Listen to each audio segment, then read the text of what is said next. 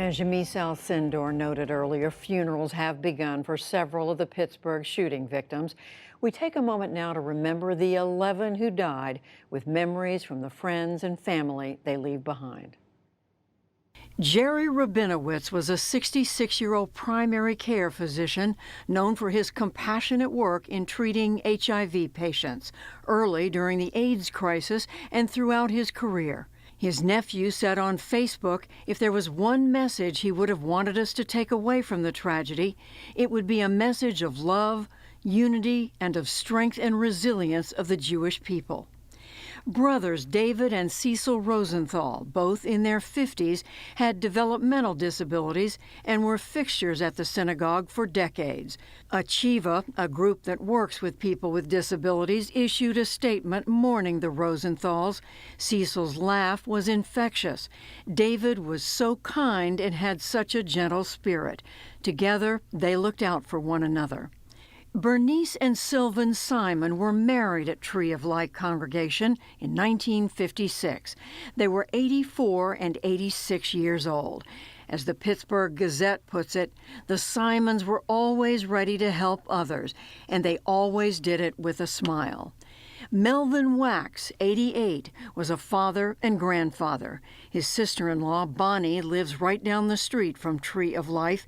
She heard the sirens before she knew of a shooting. He had his perfect mind. He was very close to his kids and grandchild.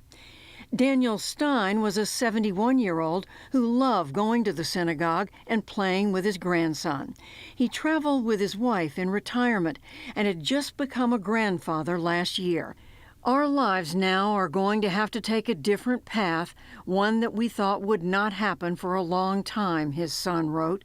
69-year-old Irving Younger ran a real estate business and was a youth baseball coach.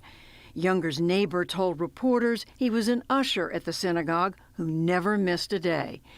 Richard Gottfried, 65, met his wife at the University of Pittsburgh. The pair were married in 1980 and would go on to open a dentistry practice together. Dr. Gottfried was a regular volunteer at free dental clinics, offering care to adults in need. Rose Mallinger was the oldest victim of Saturday's massacre. Her daughter, Andrea, was among the wounded, but is expected to recover, the Pittsburgh Post-Gazette reported.